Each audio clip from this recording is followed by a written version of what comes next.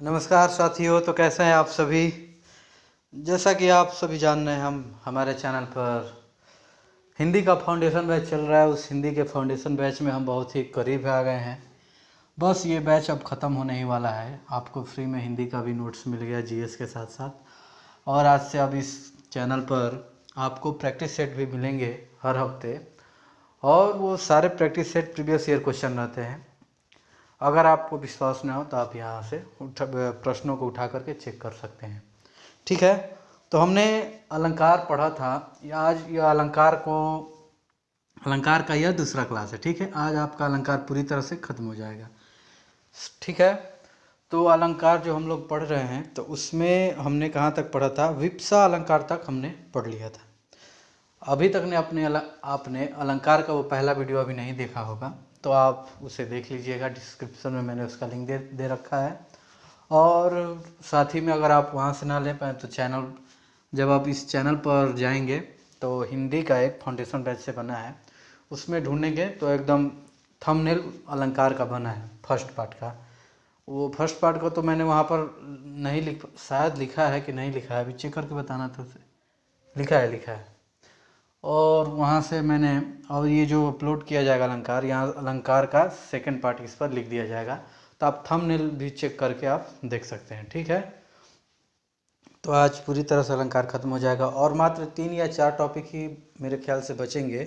3 या 4 ही टॉपिक है टोटल। हमने एसएससी ने जो हिंदी में सिलेबस दिया है, हम लोग एसएससी द्वारा जो हिंदी का सिलेबस है वो हम लोग वो पढ़ रहे हैं। ठीक है, तो 32 टॉपिक थे टोटल। हमने 28 लगभग में हम लोग ख़त्म कर दिया है।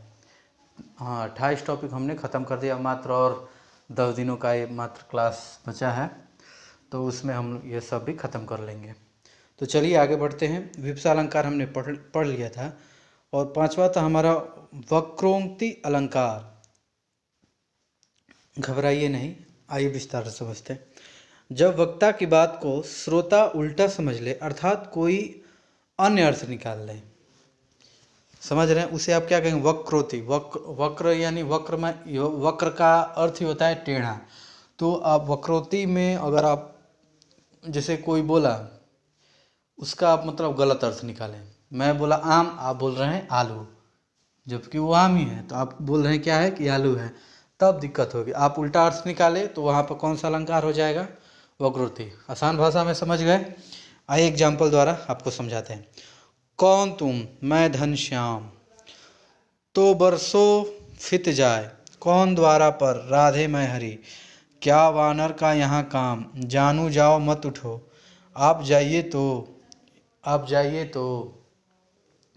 जैसे मान लीजिए आप नहीं, जैसे आप ये बोल रहा है आप जाइए तो, हालांकि इसका मन नहीं है कि आप जाइए, बस आपको निषेध दे रहा है कि आप जाइए तो, तब आपको बताते हैं। यानी उसका मन नहीं है, आप समझेंगे एक बोल रहा है आप जाइए तो, आप जाइए बोल रहा है तो आप उठ के चले जाएंगे, तो वो क्या कहना चाहता है और आप क्या समझे, तो वही उसका गलत अर्थ निकला। तो वही क्या है, आपका वक्रोक्ति अलंकार होगा वहाँ पर। ठीक है, अब जो हमारा अर्थालंकार है, अर्थालंकार में हमारे उसका फर्स्ट पार्ट है उपमा अलंकार। उपमा का अर्थ है तुलना, और उपमा के 4 अंग होते हैं। कितने अंग होते हैं, उपमा के 4 अंग होते हैं। और जिसमें पहला हमारा उपमेय होता है, उपमान होता है, वाचक शब्द और समान धर्म, यही होता है। उपमेय क्या होता है, जिसकी तुलना हो, उपमान जिससे तुलना हो, और वाचक शब्द क्या होता है, सा से सी जैसा सरिस सम समान, ये आपका क्या आएगा, वाचक शब्द। समान धर्म आपका क्या होगा, जो गुण उपमेय और उपमान में समान हो, वही हमारा समान धर्म आता है। जैसे चांद सा सुंदर चेहरा मेरे महबूब का। ठीक है, मैंने अलग से जोड़ दिया, हालांकि आप ये मत मानिएगा। जैसे उसी को मैंने समझा रहा है। जैसे आप बहुत सारे दोस्त होंगे, आप लोग कहते होंगे चांद जैसा है मेरा महबूब। और फिलहाल जो बॉलीवुड में जो सॉन्ग आते हैं उसमें भी आप देख ही रहे होंगे कि गाने में एकदम अतिशयोक्ति अलंकार का वहाँ पर प्रयोग किया जाता है, एकदम बढ़ा चढ़ा के। चांद में भी दाग है लेकिन तुम्हारे में एक भी दाग नहीं है। ठीक है, तो उसी में हमारा जो चांद सा सुंदर चेहरा है, तो चांद आपका क्या हो जाएगा, यह उपमान हो जाएगा, यानी जिससे तुलना हो रही है। यानी चेहरे का किससे तुलना हो रहा है? चांद से। तो चांद आपका क्या हो जाएगा? उपमान हो जाएगा।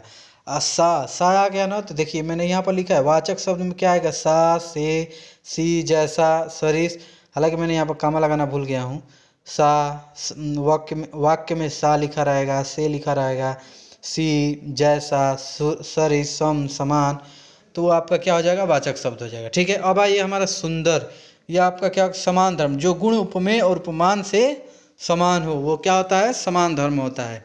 और चेहरा आपका क्या हो जाएगा? उपमान हो जाए, उपमेय होगा यहाँ पर, जिसकी तुलना हो, जिसकी यहाँ पर तुलना हो रही है, तो ये आपका क्या हो जाएगा?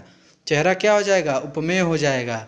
जब चारों हो तो पूर्णोपरिमा अलंकार होगा। समझ जाइए वो कौन सा अलंकार होगा? जब चारों हो तो पूर्णोपरिमा अलंकार होता है। एक तो इस शब्द में क्या है? चारों आ गए ना, उपमेय भी आ गया, उपमान भी आ गया, वाचक शब्द भी आ गया, समान धर्म आ गया। तो इस वाक्य में चारों अलंकार आ गए, तो ये हमारा कौन सा अलंकार हो जाएगा? ये हमारा पुणोपमा अलंकार हो जाएगा। ठीक है।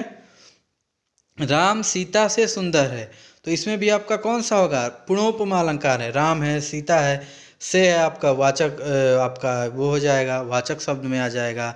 राम सीता से सुंदर है, सीता से तुलना हो रही है, उपमेय हो जाएगा राम, उपमान हो जाएगा सीता। वैसे ही आप शब्दों को मिलाकर पढ़ेंगे तो आप समझ जाएंगे। ठीक है। लुप्तोंगा, ये हमारा क्या हो? लुप्तमा अलंकार, ये हमारा समान धर्म नहीं है, तो ये हमारा क्या हो जाएगा? लुप्तमा अलंकार होगा। जब मुख सूर्य के समान तेज है तो पूर्णोपमा अलंकार होगा। ठीक है। दूसरा है आपका रूपक अलंकार।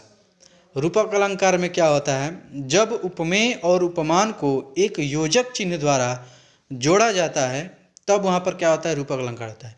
जब उपमेय और उपमान को एक कर दिया जाए तो वहाँ पर क्या होता है? हमारा रूपक अलंकार होता है। इम्पोर्टेंट है, ये बात ध्यान रखिएगा। उपमेय में उपमान का भेद रहित यानी अभेद होता है। वह आरोप क्या कर दिया जाता है? आरोप कर दिया जाए। जब उपमेय में उपमान का भेद रहित आरोप कर दिया जाए तो भी हमारा क्या होता है? रूपक अलंकार में आता है।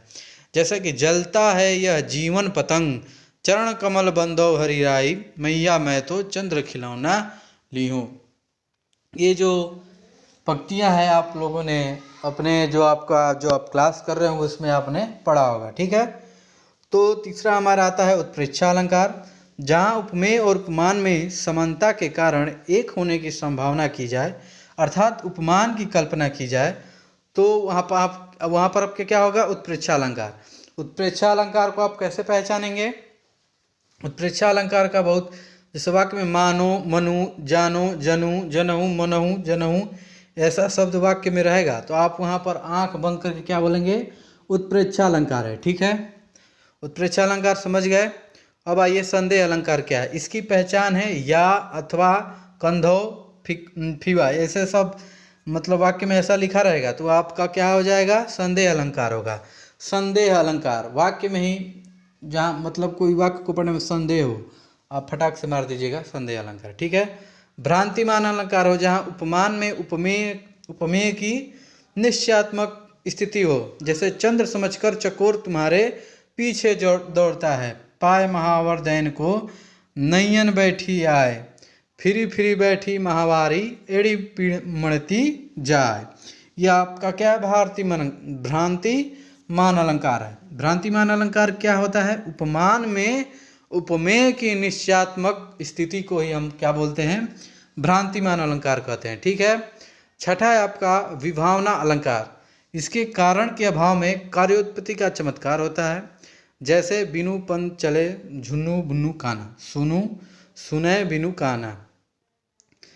ये हमारा विरोधाभास अलंकार में भी यही है, जहाँ वास्तविक विरोध ना होकर विरोध का आभास मात्र हो। जैसे मोहब्बत एक धीमा जहर है, या अनुरागी चित्त की गति समझे न कोई, ज्यों ज्यों बूढ़े श्याम रंग त्यों त्यों उज्ज्वल होई। यही है आपका। अब मानवीय अलंकार में आपका हमारा आता है निर्जीव को सजीव की तरह पेश किया जाए। जैसे हंसती हुई हवा, संध्या धानमाल सी सुंदर, यमुना जी गुनगुना रही हैं, रोता हुआ आसमान, दुखी ताजमहल, मुस्कुराते हुए बादल। मतलब इसमें निर्जीव चीज़ों को भी क्या कर दिया जा रहा है, सजीव कर दिया जा रहा है। अब ताजमहल सजीव है कि निर्जीव है, आप ऐसा ही समझिए तो आप समझ जाएंगे। अतिशयोक्ति अलंकार भी बहुत महत्वपूर्ण है, जहाँ बात को बढ़ा चढ़ा करके पेश किया जाता है। सीधा साधा एक समान इसका एक वो हो गया, एग्जाम्पल हो गया, ठीक, एग्जाम्पल परिभाषा हो गया, ठीक है। जैसे लहरें व्योम चुमने को उठती हैं। अब लहरें कितनी भी उठें लेकिन वो व्योम को नहीं चुम सकती, तो लेकिन उसको वहाँ पर बताया जा रहा है कि लग रहा है कि व्योम को चुम लेंगी, तो एकदम बढ़ा चढ़ा के बात किया जा रहा है। अब जैसे हम लोग पढ़ते आ रहे हैं, जैसे सुदामा जी ने इतना रोया कि अपने आँख के आंसुओं से उनके पैर धुल दिए कृष्ण भगवान के, तो ऐसा तो हुआ नहीं होगा। ये तुलसीदास जी ने बात को वहाँ पर अतिशयोक्ति अलंकार का प्रयोग किया है। हालांकि वो मुझे दोहा याद नहीं आ रहा है, शायद मैंने इसमें लिखा है कि नहीं, वो दोहा याद नहीं आ रहा। जिस मैंने वो पढ़ा था, मैं क्लास 7 में था, तब मुझे ये दोहा मैंने पढ़ा था, उसमें तुलसीदास जी के द्वारा लिखा गया था। ये अतिशयोक्ति अलंकार का वहाँ पर प्रयोग हुआ था। मेरे जो गुरु जी थे उन्होंने भी यह बात बताई थी, मुझे आज भी यह बात याद है, ठीक है। तो ये अतिशयोक्ति अलंकार को आप समझ गए। कोई भी चीज़ को एकदम बढ़ा चढ़ा के बात की जाए, जैसे आगे नाला पड़ा अपार, घोड़ा कैसे उतरे पार, राणा ने सोचा इस पार, चेतक था उस पार। बात को बढ़ा चढ़ा के पेश किया जाए, उसी को हम लोग क्या बोलते हैं। अब हमारा आता है व्यतिरेक अलंकार। उपमान की उपेक्षा उपमेय की श्रेष्ठता होती है। जैसे चांद चेहरे सा, यही हमारा व्यतिरेक अलंकार है।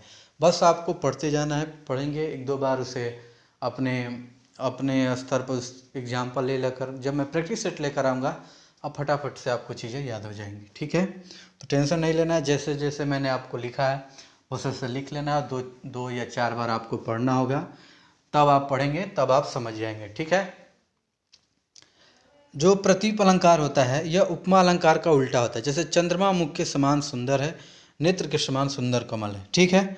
ये बहुत ही छोटे छोटे अलंकार है जो पढ़ना था, कभी कभी एग्जाम में पूछ देता है ये। हालांकि ये उतनी इंपॉर्टेंट नहीं है, लेकिन तभी भी मैंने आपको बताया था कि जब भी मैं कोई भी क्लास लूँगा तो एकदम बेसिक से और हाई लेवल यानी शून्य से शिखर तक लेकर चलूँगा। तो इसीलिए मैंने वो चीज़ को भी मैंने इसमें डाल दिया है कि कोई भी बच्चा ये ना बोले कि हमने इस क्लास में ये वाली चीज़ नहीं पढ़ी, ठीक है। तो चलिए अब आपसे मिलते हैं नेक्स्ट वीडियो में। अगला कल हम लोग नया टॉपिक पढ़ेंगे। तो चलिए मिलते हैं नेक्स्ट वीडियो में। जय हिंद, जय भारत।